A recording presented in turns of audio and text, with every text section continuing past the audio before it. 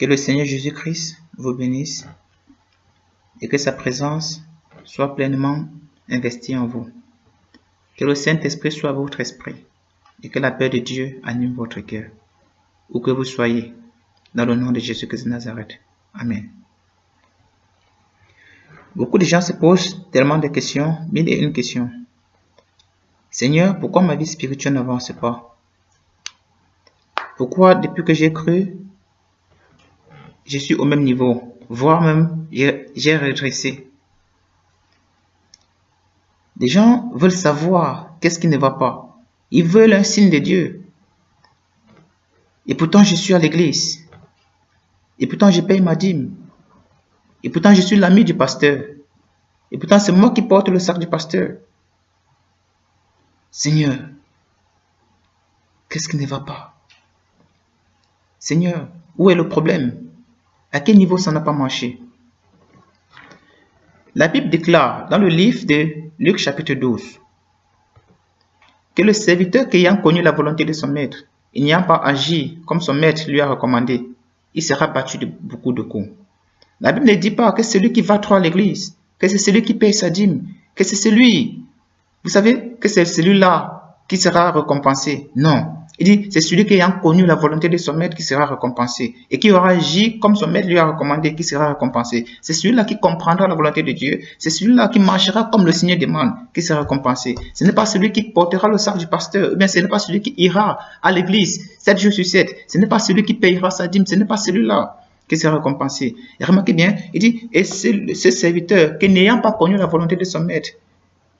Vous savez, c'est déjà un problème de ne pas connaître la volonté de son maître. Et maintenant, et n'ayant pas marché selon cette volonté, il sera quand même battu. Voilà au niveau où plusieurs chrétiens se trouvent aujourd'hui. Au niveau où ils ne connaissent pas la volonté de son maître et ils ne marchent pas comme le maître leur a demandé de marcher. Alors, c'est pourquoi que toutes ces choses les arrivent dans leur vie. C'est pourquoi ils peuvent souffrir de tous ces mots-là aujourd'hui.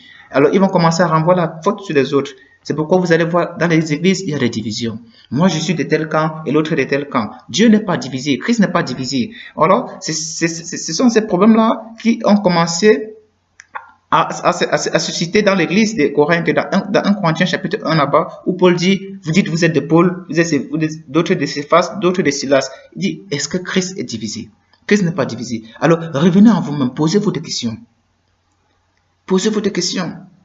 Seigneur, qu'est-ce qui ne va pas? Où est le problème? Seigneur, montre-moi où j'ai péché. Seigneur, montre-moi où je dois commencer. Seigneur, est-ce que je suis allé faire je suis en train de cultiver dans le champ d'une autre personne? Seigneur, qu'est-ce que je dois faire? Alors, pendant que Asaph, dans Somme chapitre 13, réfléchissait longuement à ce sujet, Dieu l'a poussé à entrer dans son conseil, afin qu'il comprenne que non, il est dans les voies du Seigneur. Il dit, quand je réfléchissais là-dessus, la difficulté fut grande à mes yeux. C'est pourquoi vous allez lire dans le Somme chapitre 73 à partir du verset 1, il dit, oui, Dieu est bon pour Israël, pour ceux qui ont le cœur pur. Et c'est Jésus-Christ qui dit ça dans le livre de Matthieu chapitre 4. Il dit, heureux ceux qui ont le cœur pur, car ils verront Dieu. Il dit, oui, Dieu est bon pour Israël, pour ceux qui ont le cœur pur. Il dit, toutefois mon pied allait glisser, allait fléchir. Toutefois mon pied allait fléchir, mais pas était sur le point de glisser. Pourquoi une telle pensée a pu monter dans le cœur d'Asaph? Asaph qui a le cœur pur. Asaph qui a passé son temps à se purifier. Asaph qui n'a pas marché sur la compagnie des méchants. Il n'a pas trouvé son plaisir dans la loi des moqueurs. Asaph qui a trouvé son plaisir dans la loi du Seigneur. Asaph qui méditait la parole de Dieu jour et nuit. Mais c'est lui qui dit toutefois son pied allait fléchir. Asaph qui connaissait déjà la volonté de son maître. Asaph qui marchait dans cette volonté. Nous aujourd'hui, nous ne connaissons même pas ce que notre maître nous a appelé de faire. Il dit, je vous laisse ma paix, je vous donne ma paix. Mais visiblement, ce n'est pas cette paix qui se manifeste chez les chrétiens aujourd'hui. Visiblement, ce n'est pas cette paix qui anime le cœur. Visiblement, c'est autre chose que cette paix qui relève partage. Alors, Asaph, pendant qu'il réfléchit là-dessus, il va dire, pour moi, m'approcher de Dieu, c'est mon bien. Alors aujourd'hui, nous parlerons de comment s'approcher de Dieu. Comment s'approcher de Dieu? Est-ce que s'approcher de Dieu, c'est passer son temps dans les églises? Est-ce que s'approcher de Dieu, c'est laver le sol à l'église? Est-ce que s'approcher de Dieu, c'est passer son temps c'est être ami du pasteur? Parce que le pasteur lui-même, il a besoin de délivrance. Lui-même, il a besoin de consécration. Et s'approcher de Dieu, c'est marcher dans les écoles, c'est faire la théologie, c'est marcher dans les écoles bibliques. Et s'approcher de Dieu, c'est se laisser enseigner par des hommes. Et s'approcher de Dieu, c'est ça. Qu'est-ce que la Bible nous dit? Comment s'approcher de Dieu? Alors, regardons rapidement les Écritures dans le livre de 1 Pierre, chapitre 2. Lisons quelque chose là-bas et comprenons ce que le Seigneur veut nous dire.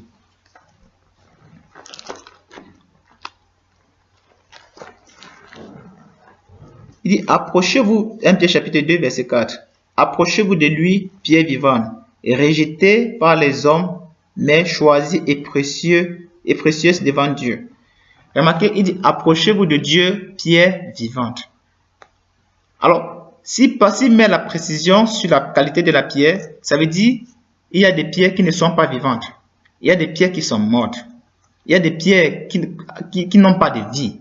Alors ici, il parle des pierres qui ont de vie. À des pierres qui ont été taillées sur le rocher. D'après Ésaïe chapitre 51, il dit, ayez les regards fixés sur le rocher sur lequel vous avez été taillé. En fait, il parle de Christ. Alors, c'est à cette pierre qu'il est en train de parler ici. Il dit, approchez-vous de lui, pierre vivante, rejeté par les hommes, mais choisi et précieux devant Dieu. Et vous-même, comme des pierres vivantes, édifiez-vous. Et il dit, édifiez-vous pour former une maison spirituelle. Il dit, édifiez-vous pour former une maison spirituelle et vous-même. Ça veut dire, c'est une affaire individuelle. C'est une affaire qui te concerne toi et toi-même. Alors, il n'a pas dit, va vers le pasteur, que le pasteur fait de toi une maison spirituelle, que le pasteur doit te former. Il dit, édifiez-vous vous-même sur votre sainte foi. D'après Jude, verset 9, il dit, édifiez-vous vous-même sur votre, Jude, verset 20, édifiez-vous vous-même sur votre sainte foi. En parlant par Saint-Esprit. Alors, il dit, pour former vous-même comme une... Édifiez-vous vous-même, oui, comme des pierres vivantes. Édifiez vous-même pour former une maison spirituelle un saint sacerdoce, pour offrir des victimes spirituelles agréables à Dieu par Jésus-Christ. Et c'est pas si vous me comprenez. Donc, chacun a la responsabilité d'édifier sa foi. Chacun a la responsabilité de former sa foi. Amen. Mes frères bien-aimés dans le Seigneur, vous que j'aime avec un seul cœur, avec une seule âme, avec un seul esprit, une seule force. Alors, écoutez-moi attentivement. Qu'est-ce que Dieu veut dire? Dieu veut dire ceci. Chaque chrétien est responsable de ses actes. Chaque chrétien est responsable de ce qui lui arrive. Pourquoi? Parce que la Bible nous enseigne dans le livre des Proverbes, chapitre 20, 22, quelque chose de très enrichissant. Proverbes, chapitre 22, nous allons lire à partir du verset 17. Il dit, prête l'oreille et écoute les paroles des sages. Applique ton cœur à ma science. Applique ton cœur à ma science. Et vous savez que la science de Dieu, c'est la parole de Dieu. Applique ton cœur à ma parole. Applique ton cœur. Prête oreille et applique ton cœur. Amen. Après il dit, car il est bon que tu les gardes au-dedans de toi, et qu'elles soient toutes présentes sur tes lèvres, afin que ta confiance repose sur le Seigneur. Afin que ta confiance repose sur le Seigneur. À partir du moment où ta confiance reposera sur le Seigneur, à partir de ce moment, tu sauras comment t'approcher de Dieu. Il n'a pas dit que ta confiance repose sur un homme. Il n'a pas dit que ta confiance repose sur une dénomination. Il n'a pas dit que ta confiance repose sur ton argent. Il n'a pas dit que ta confiance repose sur ton travail. Il n'a pas dit que ta confiance repose, je ne sais sur quoi citer. Alors, il dit que ta confiance repose sur le Seigneur Jésus. Parce que le jour où ton travail ne sera plus là, ta confiance sera brisée. Le jour où le pasteur ne sera plus là, ta confiance sera brisée. Le jour où ton église prendra feu, ta confiance sera brisée. Souvenez-vous, en l'an 70 de notre ère, quand le temple de Jérusalem a été brûlé. Vous savez, il n'avait plus d'endroit où adorer et Israël est amené dans la captivité. La plus grande déportation qu'il y a jamais eu dans l'histoire des Juifs. Parce que leur confiance reposait sur le temple. Leur confiance reposait sur le temple. Alors, c'est pourquoi quand Jésus a dit détruisez ce temple, dans 3 jours je le rebâtirai. Vous savez, ils ont commencé à dire c'est un blasphémateur. Le temple que Salomon a pris 49 ans pour construire, dit en 3 jours, il va le rebâtir. Ils n'ont pas compris ce que le Seigneur Jésus-Christ voulait dire parce que la confiance reposait sur le temple. Bien-aimés frères, s'il y a encore une chose sur laquelle ta confiance repose, que sur le Seigneur Jésus-Christ, je t'en supplie de t'en repentir au nom de Jésus-Christ de Nazareth. Alors il dit, afin que ta confiance repose sur... Afin que ta confiance, oui, car il est bon que tu les gardes dedans de toi et qu'elle soit toute présente, tu t'élèves afin que ta confiance repose sur l'Éternel. Je vais t'instruire aujourd'hui. Donc, toi qui m'écoutes, le Seigneur dit qu'il veut t'instruire. Le Seigneur veut te parler. Le Seigneur veut t'enseigner. Il veut t'apprendre à t'approcher de lui. Il veut t'apprendre à prier. Il veut t'apprendre à jeûner même. Il veut t'apprendre à le louer. Il veut t'apprendre à méditer la parole parce qu'il veut se révéler en toi. Il dit, je vais t'instruire. Oui, toi. Je vais t'instruire aujourd'hui. Bien-aimé, le Seigneur ne dit pas qu'il veut t'instruire demain. Il ne dit pas qu'il t'a instruit hier. Il ne tient pas compte des temps d'ignorance que tu as passé sans le connaître. Il ne dit pas qu'il veut t'instruire demain, bien-aimé. C'est à toi que le Seigneur parle. Toi qui es en train de m'écouter maintenant. Il dit, il veut t'instruire aujourd'hui. Oui, toi. Il dit, c'est toi qui viens instruire. Il a besoin de toi. Il veut parler à ton cœur. Souvenez-vous dans Osée chapitre 2, verset 7. Il dit, j'étais entraîné dans le désert afin de parler à ton cœur. Dieu veut parler à ton cœur, toi qui m'écoutes. Et oublie tes problèmes. Oublie ta famille. Oublie tout ce que tu traverses, les circonstances que tu as traversées. Oui, tout cela a concouru pour que le Seigneur, tout cela a concouru pour ton bien, afin que le Seigneur t'enseigne ce qu'il veut que tu saches et que désormais tu ne marches plus dans ces voies-là. Toi qui m'écoutes bien aimé, il dit, je vais t'instruire aujourd'hui. Oui, toi, n'ai-je pas déjà mis pour toi par écrit des conseils, des réflexions pour t'enseigner des choses sûres et des paroles vraies? Bien aimé, il n'y a rien de ce que tu as besoin il n'y a rien que tu aies besoin que le Seigneur t'a déjà enseigné, a déjà mis dans sa parole. Alors, il veut que tu t'approches de sa parole afin qu'il puisse te révéler ces choses-là. Souvenez-vous, il dit, Dieu, Ésaïe chapitre 45, verset 15, il dit, Dieu est un Dieu qui se cache. Il est un Dieu qui se cache. Et dans Actes chapitre 17, il dit, il a voulu que les hommes le cherchent à tâtons. Si tu l'as cherché à tâtons, bien aimé, c'est le moment, aujourd'hui est le jour que Dieu va se révéler en toi. Il dit, il veut t'instruire aujourd'hui, oui, toi. Alors, si ta confiance reposée sur le pasteur, bien aimé, le pasteur est un homme, il n'est pas Dieu. Le pasteur est un homme, il n'est pas Dieu. Le pasteur peut seulement te conduire sur la voie qui mène vers le Seigneur. Si tu étais l'ami du pasteur, sois l'ami de Jésus désormais. Si tu t'étais inscrit dans les centres théologiques, dans les centres ecclésiastiques pour connaître le Seigneur, bien aimé, on n'apprend pas à connaître le Seigneur. Dieu se révèle. Alors, rentre au bon milieu de sa parole et laisse le Seigneur t'instruire. Et tu sauras pourquoi tu as traversé ces moments difficiles. Tu sauras pourquoi toutes ces choses sont tombées sur toi à l'improviste. Amen. Donc ici, il dit, m'approcher de Dieu, c'est mon bien. M'approcher de Dieu, c'est mon bien. Alors, nous allons lire un autre texte pour montrer pourquoi les hommes sont éloignés de Dieu. Ouvrons rapidement dans Ésaïe, chapitre 29, et regardons quelque chose là-bas. Nous allons lire à partir du verset 13. L'Éternel dit, quand ce peuple s'approche de moi, regardez le témoignage. Regardez le témoignage de Dieu. Ésaïe va entrer dans la prière du Seigneur. Ne remarques pas-tu comment ce peuple te sert? Seigneur, ils ont sacrifié tout ce qu'ils avaient pour t'obéir. Seigneur, ils ont abandonné le foyer pour t'obéir. Seigneur, ils ont abandonné tout ce qu'ils avaient, Seigneur, pour te chercher. Seigneur, regarde, ils font des sacrifices tous les jours pour toi. Seigneur, ils vont à l'église tous les jours pour toi. Seigneur, ils ont laissé tout ce qu'ils avaient pour toi. Alors pendant que Ésaïe se plaignait pour le peuple, pendant qu'Ésaïe intercédait pour le peuple, le Seigneur va lui faire remarquer quelque chose qui est inconnu de lui. L'Éternel dit, quand ce peuple s'approche de moi, quand il s'approche de moi, Dieu n'est pas en train de dire qu'il ne s'approche pas, mais comment est-ce qu'il s'approche de Dieu? Mais comment s'approcher de Dieu? Comment s'approcher de Dieu? Ce peuple allait dans le temple. Ce peuple, il payait les offrandes. Il payait les sacrifices de culpabilité. Il payait les offrandes de culpabilité. Il payait les offrandes. Il faisait la fête des tabernacles. Vous savez, la fête des récoltes. Il faisait ça, bien aimé. Il respectait le jeûne. Il respectait les dîmes. Chaque année, il payait la dîme. Après 3 ans, il mettait la dîme dehors pour que les indigents viennent manger. Bien aimé, il faisait toutes ces choses-là. Il faisait toutes ces choses qui sont relatives au culte. Dieu nous appelle de ne plus avoir les disputes des mots. Alors, il faisait tout ça, bien aimé. Mais qu'est-ce qui ne marchait pas? Qu'est-ce qui ne marchait pas? C'est la question qu'Ésaïe se posait. Seigneur, qu'est-ce qui ne va pas dans leur vie? Qu'est-ce qui ne va pas? Bien aimé.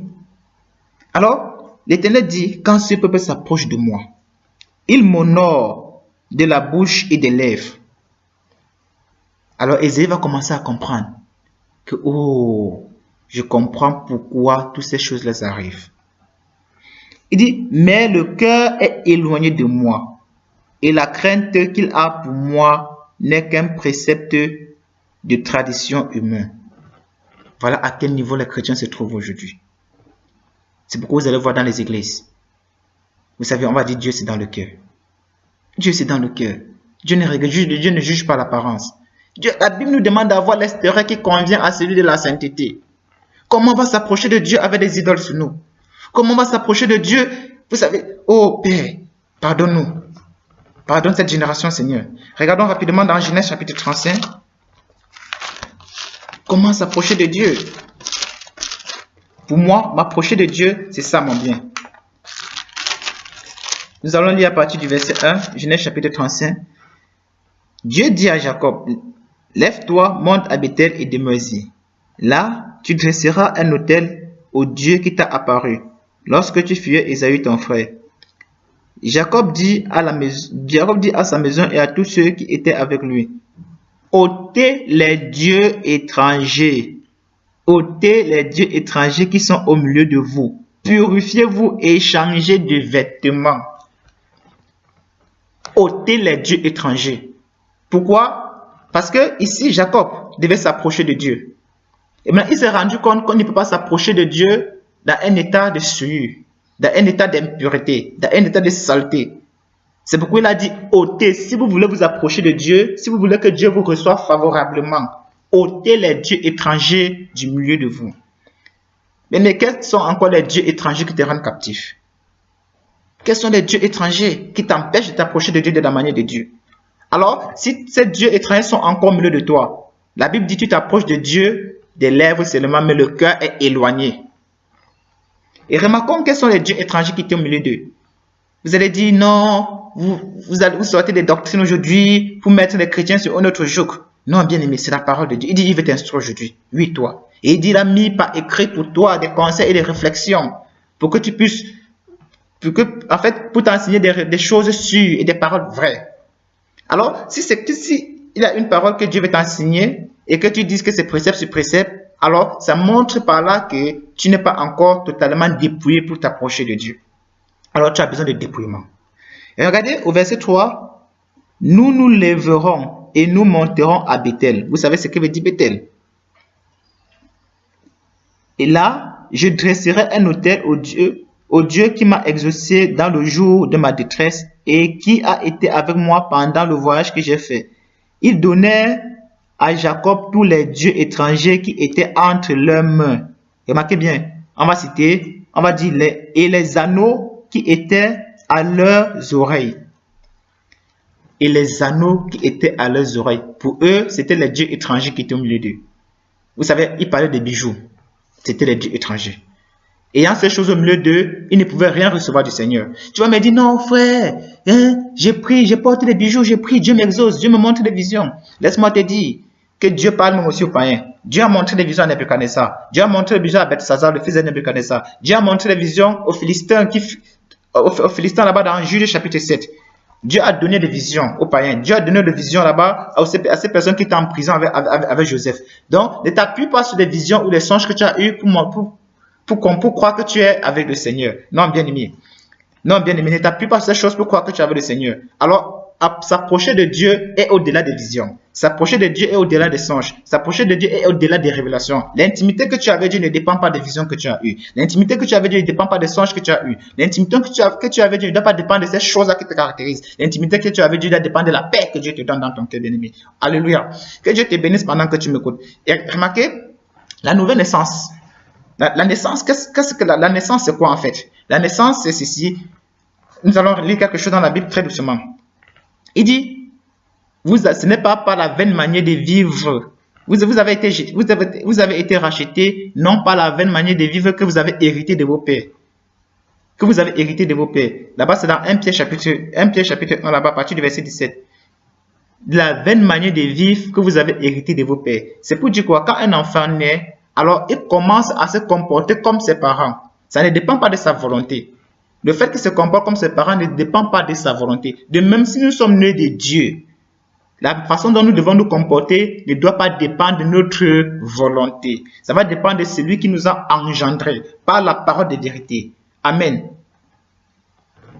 Il dit, ils ôtaient les dieux étrangers qui étaient dans leurs mains, les anneaux qu'ils avaient à leurs oreilles. Là-bas, c'était les dieux étrangers qui les empêchaient de s'approcher de Dieu. Maintenant, le dieu étranger qui peut t'empêcher de t'approcher de Dieu peut être ton argent. Vous savez, la Bible en parle. Ça peut être même les mêmes bijoux aussi. Parce que la Bible dit, il dit, n'ayez pas cette, il dit, vous savez, dans 1 Pierre là-bas, chapitre 3, il parle de la même chose. À partir du verset 1, il dit, femme, que chacun soit soumise à son mari, afin que si quelques-uns n'obéissent pas à la parole, qu'ils soient gagnés sans parole par la conduite de leur femme. Verset 2, ayez, en voyant votre manière de vivre chaste et respectueuse, ayez non cette parure extérieure qui consiste aux cheveux tressés, les ornements d'or et les habits qu'on revêt. Il dit, mais la pureté intérieure est cachée d'un cœur pur. La pureté, oui, la pureté incorruptible d'un esprit doux et paisible qui est d'un grand prix devant Dieu. Donc, il nous fait remarquer par là que ça encore, ce sont les dieux étrangers qui nous empêchent de nous approcher de Dieu. Les ornements, les bijoux et les greffes que nous mettons sur nos têtes. Ce sont les dieux étrangers qui nous empêchent de nous approcher de Dieu. Alors, la Bible nous enseigne dans le livre de Jean, chapitre 9, verset 31, que Dieu n'exauce pas les pécheurs. Mais si quelqu'un fait sa volonté et l'honore, alors Dieu l'exauce. Alors, Jacob ne voulait pas se trouver dans cette situation où Dieu ne l'exauce pas. Alors, Jacob a mis tout à son avantage. Il a prévenu la population. C'était quelqu'un qui conduisait le peuple vers des verts pâturages. C'était un pasteur dans le cœur de Dieu. Alors, je ne comprends pas pourquoi les pasteurs d'aujourd'hui ne veulent pas enseigner la vérité au peuple.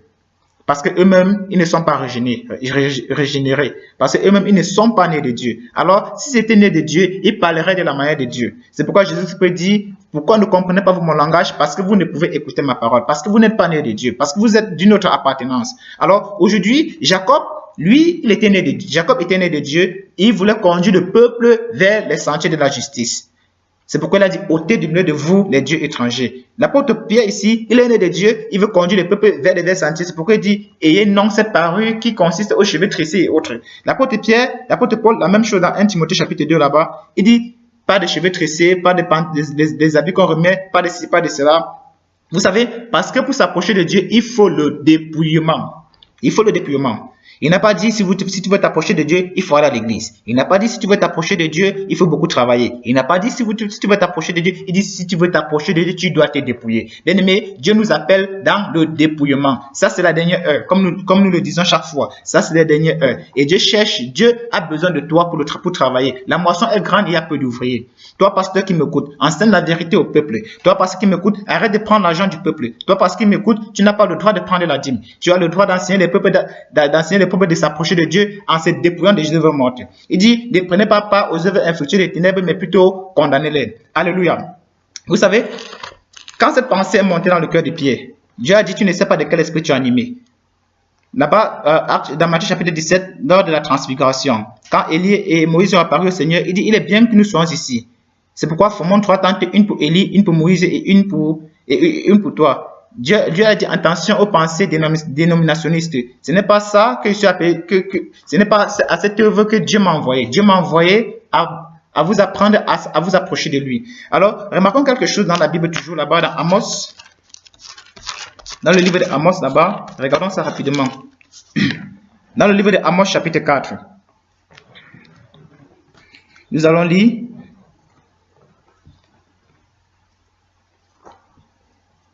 Nous allons lire à partir du verset 3. Vous sortirez par les brèches, chacune devant soi, et vous serez jetés dans les forteresses, dit l'Éternel. Allez à Bethel et péchez. Allez à Giga et péchez davantage. Offrez vos sacrifices chaque matin et vos dîmes tous les 3 jours. Faites des sacrifices d'action de grâce avec du levain. Vous avez la Bible dit un peu de levain fait lever la pâte. Proclamez, publiez vos offrandes volontaires, car c'est là ce que vous aimez, enfants d'Israël, dit l'Éternel, dit le Seigneur l'Éternel. Alors, Dieu a interpellé son peuple plusieurs fois à revenir à lui. Dieu a envoyé dès le matin ses prophètes. Et chaque soir, il les a envoyés afin de rappeler à son peuple de revenir en lui. Mais son peuple ne l'a point écouté. Son peuple, ils ont battu les prophètes. Ils ont tué les prophètes. Ils n'ont pas écouté la voix des prophètes. Ils ont dit, nous voulons faire ce que nous voulons. Chaque jour, nous allons à l'église. Nous payons nos dîmes. Nous donnons nos offrandes. Qu'est-ce que tu attends de nous? Alors Dieu a dit, ok, si c'est ça pour vous, vous approchez de moi, Dieu les a livrés à la merci de leur volonté. C'est pourquoi vous allez voir dans 2 Timothée, dans 2 Thessaloniciens chapitre 2, à partir du verset 9, il dit, Dieu a jeté sur eux un esprit d'égarement parce qu'ils n'ont pas aimé l'amour de la vérité pour être sauvés. Alors, c'est dans ce système que les églises se trouvent aujourd'hui. Moi, je suis protestant. Moi, je suis catholique. Enlevez seulement Bethel, Gilgal et Beersheba, vous mettez la dénomination que vous voulez. Moi, je suis adventiste. Moi, je suis ceci. Chez nous, on fait ceci. Chez nous, c'est le samedi qu'on adore le Seigneur. Chez nous, c'est le dimanche qu'on adore le Seigneur. Chez nous, le jour du Seigneur, c'est le dimanche. Chez nous, c'est comme ça. Chez nous, c'est comme ceci. Précepte sur précepte, ordonnance sur ordonnance. Les tables est pleine de vomissures et de souillures. Oh Seigneur, pardonne-nous Seigneur, car nous sommes très loin de te connaître. Alors, Dieu dit, ok, comme c'est là, ce que vous aimez, faites donc ce que vous voulez. Faites donc ce que vous voulez. Alors, c'est pourquoi le péché ne fait que naître dans l'église. C'est pourquoi dans les églises aujourd'hui, c'est rempli de souillures, c'est rempli d'impudicité, c'est rempli de saleté, c'est rempli de mensonges, c'est rempli de divisions. Pourquoi? Parce qu'ils ont refusé de s'approcher de Dieu et Dieu les a laissés à la merci de leur volonté. Mais comme Dieu est bon pour Israël, comme Dieu est bon pour l'Église, comme Dieu est bon pour ceux qui ont le cœur pur, comme Dieu ne veut pas que le juste périsse, mais qu'il entre dans la vie, alors Dieu donne une autre possibilité de repentance. C'est pourquoi au chapitre 5, il dit à partir du verset 4 là-bas que «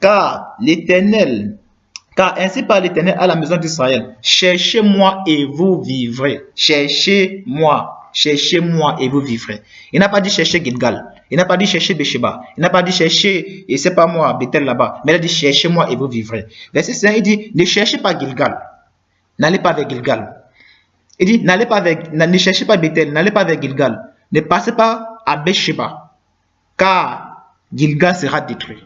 Laisse-moi te dire aujourd'hui, bien-aimé, que ta conception sera détruite, que ta volonté sera détruite, que ton église va passer, que ton pasteur va passer, que ton travail va passer, que ta dénomination ne va pas rester, bien-aimé. Ça sera détruit, ça sera réduit à néant. Il ne restera pas pierre sur pierre de ta volonté qui ne passera, bien-aimé. Mais laisse-moi te dire que le Seigneur ne passe pas, parce qu'il est l'homme, il est l'alpha et l'oméga, parce qu'il est le commencement et la fin. En lui subsiste toutes choses. Il est celui qui ne périt point. Alors si tu le cherches, bien-aimé, tu auras la vie et la vie éternelle. Il dit, si tu meurs, il va te ressusciter le dernier jour. Jean chapitre 5, verset 25. Il dit, celui qui croit en moi, même s'il meurt, je le ressusciterai le dernier jour. Tel est l'ordre que j'ai reçu de mon Père. Il dit, ne passez pas à Gilgal, n'allez pas à Beersheba, n'allez pas à Bethel là-bas, parce que Bethel sera détruit. Gilgal ne va plus subsister. Regardons rapidement Jérémie chapitre 7, verset 14. Vous allez voir pourquoi le Seigneur veut que c'est lui qu'on doit chercher. On doit s'approcher du Seigneur bien-aimé, comme le Seigneur veut, toutefois sa volonté et non la nôtre. Verset 14. Il dit, je traiterai la maison sur laquelle mon nom est invoqué. Aujourd'hui, nous allons ouvrir des dénominations. Guérison, miracle, travail. Aujourd'hui, nous allons ouvrir des dénominations. La puissance du Saint-Esprit. Nous allons ouvrir des dénominations. Ici, il y a Dieu. Nous allons ouvrir des dénominations. La vraie église de Dieu. Vous savez, il dit, regardez. Verset 14. Je traiterai la maison sur laquelle mon nom est invoqué, sur laquelle vous faites reposer votre confiance, et le lieu que j'ai donné à vous et à vos pères, de la même manière que j'ai traité Silo. Silo était la maison sur laquelle le nom de Dieu avait été invoqué. Mais c'est dans Silo que se passaient toutes les choses impures, toutes les choses infâmes, toutes les choses indignes. Alors, quand Dieu s'est tourné là-bas, il a détruit Silo. Pourquoi? Parce que la Bible nous enseigne de ne pas nous mettre sur les jougs étrangers avec des infidèles. Ne pense pas que c'est parce que tu es le fils de pasteur que tu as la vie. Ne pense pas que c'est parce que tu es le fils de prophète que tu as la vie. Souvenez-vous du sacrificateur Élie, de ce que ses enfants faisaient dans la maison, ce que ses enfants faisaient là-bas dans la maison du sacrifice. Regardez ce qui s'est passé. Pendant que ses enfants ils acceptaient des présents ils acceptaient des présents. Leur cœur était corrompu. Ils acceptaient des présents afin de laisser les gens entrer dans le temple pour sacrifier. Alors, ils refoulaient ceux qui ne donnaient pas de présents. Regardez ce que Dieu a fait à ses fils, Phiné et Ophni. Dieu les a laissés allaient en guerre et ils sont morts. Et parce que les pères ne les rappelaient pas de leurs mauvaises œuvres, Dieu lui aussi lui a promis qu'il n'aura pas de descendance. Et c'est exactement ce qui lui est arrivé.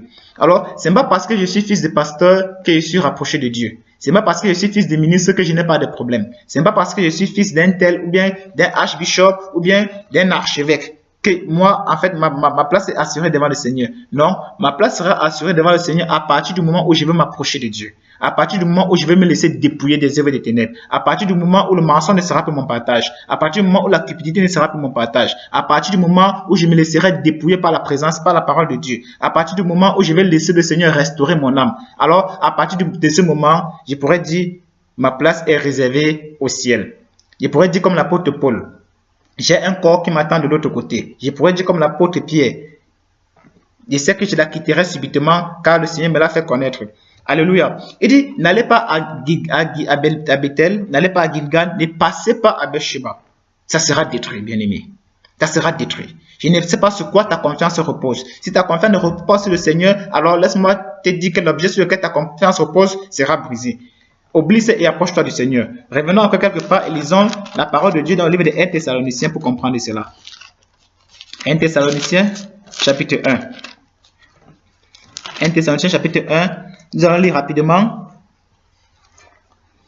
Nous allons lire même à partir du verset 6.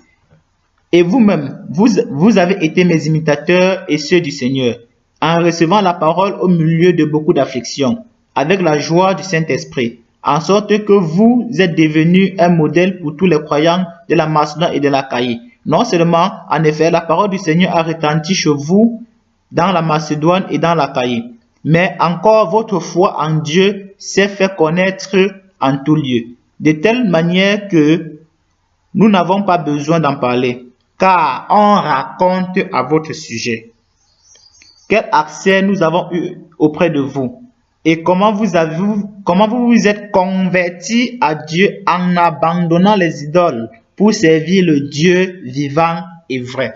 Bien aimé, quand ils ont entendu la parole, c'était au milieu des afflictions, c'était au milieu des tribulations, c'était dans l'angoisse. Ils n'ont pas accepté le Seigneur pour quitter des problèmes. Ils n'ont pas accepté le Seigneur pour avoir de la prospérité. Ils n'ont pas accepté la parole du Seigneur, bien-aimé, pour que Dieu les élève. Ils n'ont pas accepté la parole du Seigneur, bien-aimé, pour avoir des promotions, pour avoir le passeport, pour avoir le visa, pour avoir le mariage. Ils ne savent pas. Ils n'ont pas accepté la parole du Seigneur pour l'une de ces choses-là. En fait, ils ont accepté la parole du Seigneur pour se laisser dépouiller de ces choses-là. Ils ont accepté la parole du Seigneur pour marcher conformément à la parole, pour marcher conformément à ce que le Seigneur a attendu. On dit, ils ont abandonné. On raconte à votre sujet, bien-aimé. Ça, ils sont ignorants de ça. Comme je l'ai dit, ceux qui sont de Dieu pratiquent la volonté de Dieu.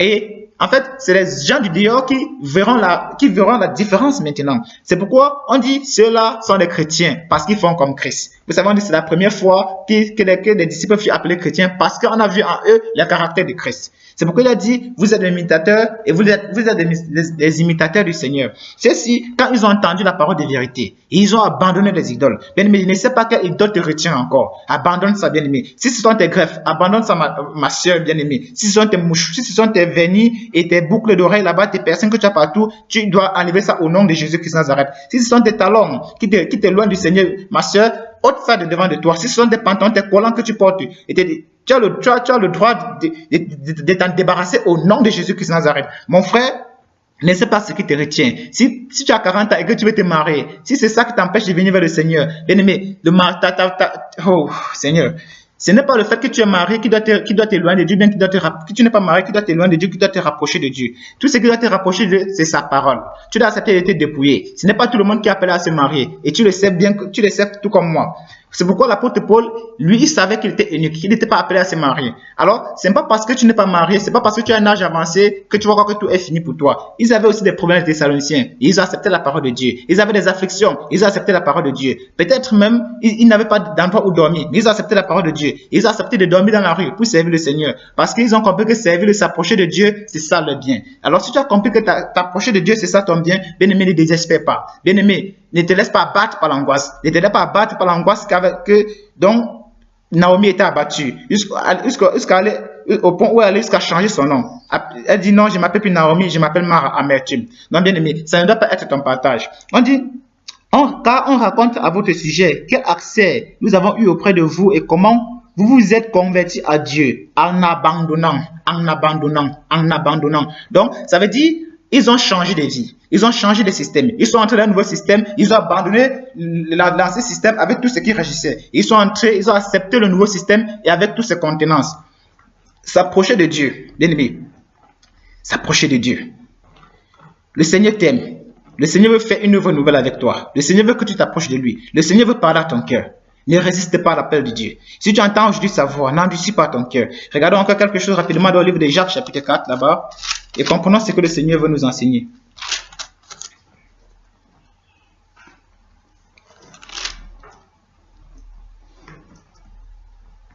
Nous allons lire rapidement au verset 5. Croyez-vous que l'Écriture parle en vain? Car c'est avec jalousie que Dieu chérit l'esprit qu'il a fait habiter en vous. Il accorde au contraire une grâce plus excellente. C'est pourquoi Dieu résiste aux orgueilleux, mais il fait grâce aux humbles. Bien-aimé, n'entends pas ces paroles et tu laisses l'orgueil prendre ton cœur. Tu devrais entendre ces paroles et laisser fléchir tes genoux. C'est pourquoi il dit, soumettez-vous donc à Dieu et résistez au diable. Soumettez-vous à Dieu et restez au diable et il fuira loin de vous. Approchez-vous de Dieu et il s'approchera de vous. Approchez-vous de Dieu et il s'approchera de vous. Il ne s'arrête pas là, il dit, nettoyez vos mains, pécheurs. Souvenez-vous, c'est aux chrétiens là qui parle. L'apôtre Jacques, le frère Jacques est en train de parler aux gens qui ont cru au Seigneur. Mais c'est bizarre parce qu'il les appelle pécheurs. Pourquoi est-ce qu'il les appelle pécheurs? Parce qu'il se trouve encore en eux des choses répréhensibles. Il se trouve encore en eux des choses qui les empêchent de s'approcher de Dieu. Il dit, approchez-vous de Dieu et il s'approchera de vous. Nettoyez vos mains, pécheurs, purifiez vos cœurs, hommes irrésolus. Hommes irrésolus. Il dit, sentez votre misère, soyez dans le deuil et dans les larmes. Que votre rire se change en deuil et votre joie en tristesse. Humiliez-vous devant le Seigneur et il vous élèvera. Amen. Humiliez-vous devant le Seigneur et il vous élèvera. Bien aimé, c'est à ce niveau que la majorité des chrétiens se trouvent. C'est à ce niveau que même les pasteurs se trouvent, les prophètes et tous ceux qui disent servir Dieu là-bas dehors, tous ceux qui s'appellent conducteurs, c'est à ce niveau qu'ils se trouvent. C'est pourquoi rien n'avance, bien aimé. C'est pourquoi nous tournons en rond. C'est pourquoi vous savez, vous voyez, à un moment donné, il faut entrer dans la compromission. À un moment donné, il faut montrer aux gens qu'on sait Dieu. Alors on entre dans la compromission parce qu'on veut aider Dieu dans son œuvre. Bien aimé, ne faisons pas ça. Ne faisons pas ça. Revenons au bon milieu du pays. Considérons nos voies et laissons-nous affranchir par la parole de Dieu afin de nous approcher de lui comme lui il veut. Que Dieu vous bénisse pendant que vous m'écoutez. Amen. Vous savez, s'approcher de Dieu. Il dit comment vous vous êtes convertis au Seigneur en abandonnant vos idoles. En abandonnant vos idoles. En abandonnant vos idoles. Quelles sont les choses qui t'empêchent de s'approcher de Dieu, bien-aimé? Quelles sont les choses dont tu ne t'es pas encore dépouillé? La Bible dit on ne peut pas servir 2 maîtres à la fois. Sinon tu vas aimer un, tu vas haïr l'autre. Vous savez, on ne peut pas servir 2 maîtres, on ne peut pas servir Dieu et Bélial. On ne peut pas participer, on peut communier au temple de Dieu et communier au temple des idoles. Et vous savez très bien, comme moi, quels sont les temples des idoles? Quels sont les dieux étrangers qui doivent se trouver au milieu de toi? Vous savez, dans Genèse, dans Exode chapitre 33, là-bas, ils ont fait un veau d'or. Ils ont donné la gloire au veau d'or et non à Dieu. Or, ils savaient intérieurement que c'est Dieu qui les a délivrés du pays d'Égypte, c'est Dieu qui a fendu la mer rouge, c'est Dieu qui a frappé l'Égypte par 10 plaies. Mais cependant, ils n'ont pas donné la gloire à Dieu. Ils ont donné la gloire à un veau dont leurs mains a fabriqué. Ils ont fabriqué un veau par leurs mains et ils ont donné la gloire à cet homme-là. C'est pourquoi nous aujourd'hui, nous donnons beaucoup la gloire aux choses qui nous entourent. Nous donnons la gloire à notre travail. Nous donnons la gloire aux bâtiments que nous construisons. Nous donnons la gloire aux grosses voitures dans lesquelles nous roulons. Nous donnons la gloire aux appareils volants qui nous amènent d'un continent à un autre. Nous donnons la gloire, bien aimé, à notre épouse. Nous donnons la gloire à nos enfants. Nous donnons la gloire. Vous savez, autant de choses qui nous séparent de Dieu. Autant de choses qui nous séparent de Dieu. Dieu voudrait qu'on s'approche de lui. Il dit à Pierre que, Pierre, souviens-toi, il n'y a personne qui n'a accepté de quitter sa femme, sa maison, ses enfants et tout ça. Et même sa propre vie. Mais notre vie peut être une idole. Nos pensées peuvent être des idoles. Il dit, qui a haï même sa propre vie pour me servir, il va hériter dans ce siècle-ci, des enfants, des femmes, des maisons et tout cela. Et au siècle final, la vie éternelle. Bien aimé, même si ta propre chair est un problème. L'apôtre Paul dit dans Actes chapitre 9 qu'il a traité durement sa chair. Il a traité durement sa chair. Il ne s'est pas soumis à la volonté de sa chair. Alors, à partir du moment où tu es soumis à la volonté de tes chairs, alors Ta propre chair est une idole pour toi. Tu dois comprendre, bien-aimé, jusqu'au moins des choses, Dieu t'attend. Si tu es fidèle à ces moindres choses, Dieu va te confier des plus grandes, bien-aimé. Si tu es fidèle à des choses qui ne sont pas considérées par des hommes, souviens-toi que Dieu voit. Souviens-toi que c'est là-bas que Dieu t'attend. Souviens-toi que Dieu attend que tu reçues dans ces choses-là pour t'en confier des plus grandes, bien-aimé. Souviens-toi, ta vie elle-même, ta propre pensée ne doit pas être un obstacle pour toi. Abandonne-toi à Dieu, sens ta misère, purifie tes mains, purifie ton cœur, afin de t'approcher de Dieu, et Dieu s'approchera de toi comme il le veut. Que le Seigneur Jésus-Christ vous bénisse. Que le Seigneur Jésus-Christ vous bénisse. Dieu voulant, la prochaine fois, on parlera de la femme et de sa descendance, et de celle-là qu'on appelle Jézabel dans la Bible, pour voir si nous sommes ses filles, ou bien pour voir si en fait son esprit ne réside pas en nous les femmes. Et par là, nous démontrerons par la Bible le comportement que cette femme avait et l'influence que sa présence, que son esprit a encore dans les jeunes d'aujourd'hui et dans l'Église. Que Dieu vous bénisse richement pendant que vous nous écoutez. Au nom de Jésus-Christ de Nazareth. Amen.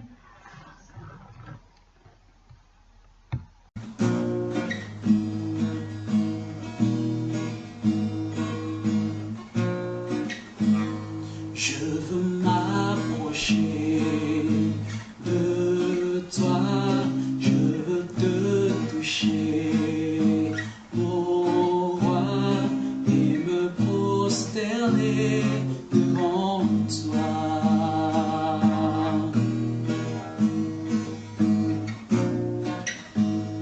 Que tout mon cœur t'adore et que mes mots t'honorent, car tu es mon Dieu, mon seul espoir.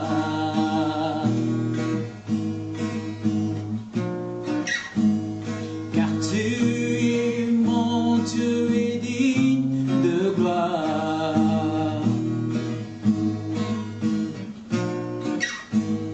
Je veux m'approcher de toi, je veux te toucher, mon roi, et me prosterner devant toi.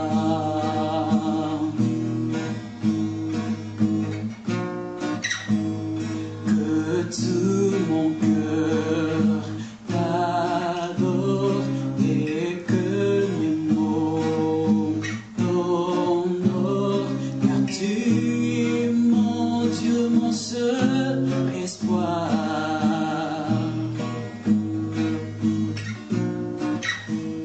Car tu es mon Dieu et digne de gloire. Je veux t'adorer, je veux te louer, je veux t'adorer, je veux t'exalter, mon Dieu, mon roi, ma force, mon sujet de joie. Je veux t'adorer, je veux te louer, je veux t'acclamer, je veux t'exalter, mon Dieu, mon roi, ma force, mon sujet de joie.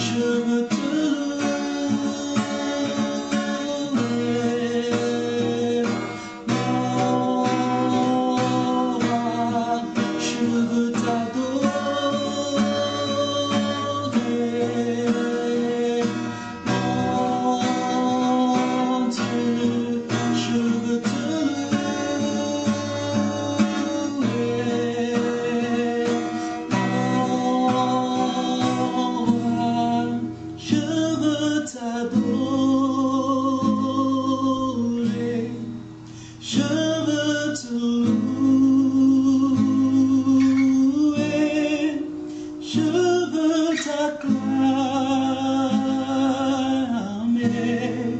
je veux t'exalter.